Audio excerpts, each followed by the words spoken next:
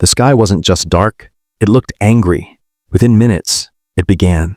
In southern China, people were walking to work, kids playing outside, shopkeepers opening their stalls.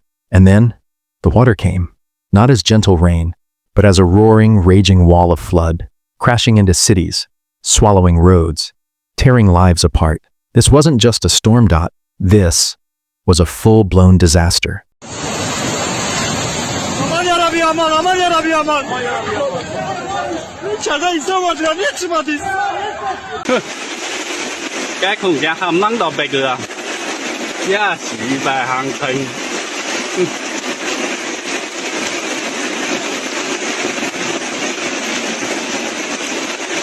Tuesday, June 24th, Guangdong province. It started as a yellow warning, but by late morning, over 68,000 people were running for their lives. Entire neighborhoods went under in less than 30 minutes. Bridges collapsed.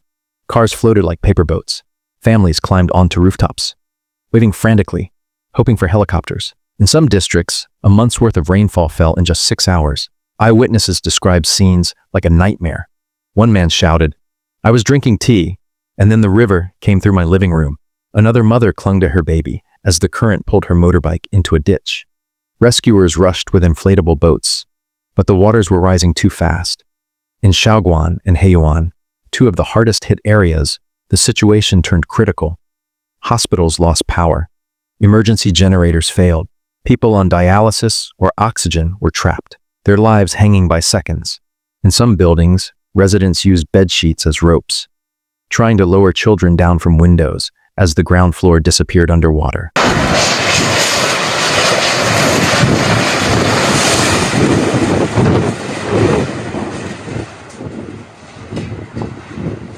This is not the first time China has faced flooding, but the speed, the scale, and the suddenness of this one shocked even officials. Meteorologists had warned of extreme weather, but no one expected cities to vanish in hours. The government declared a level 1 flood emergency, the highest possible alert. Thousands of soldiers, firefighters, and volunteers were deployed. Helicopters hovered above rooftops, plucking stranded families from waterlogged homes. But roads were gone. Bridges were twisted metal. Some towns were completely cut off, islands of fear, waiting for help that couldn't reach. Meanwhile, viral videos flooded social media. A man floating on a refrigerator, holding his due. Children crying inside a school bus half submerged. One chilling clip showed an entire apartment complex collapsing into muddy water, bricks crumbling as if made of sand. By nightfall, the death toll remained uncertain. Dozens were missing.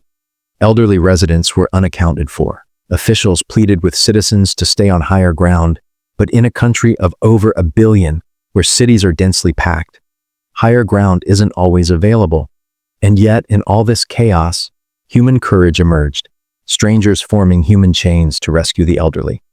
A young boy guiding firefighters to a trapped family, and emergency workers refusing to stop, even as their own homes were underwater. Experts now say this disaster is linked to climate change. Warmer oceans are fueling storms, making rain heavier and floods faster. The question no longer is if this will happen again, but where next?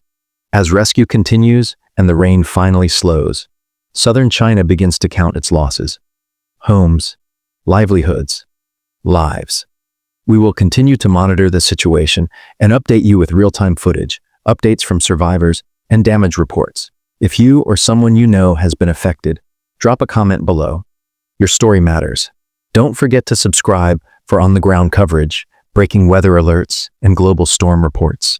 Because this planet is changing fast, and what happened in China today could happen anywhere tomorrow.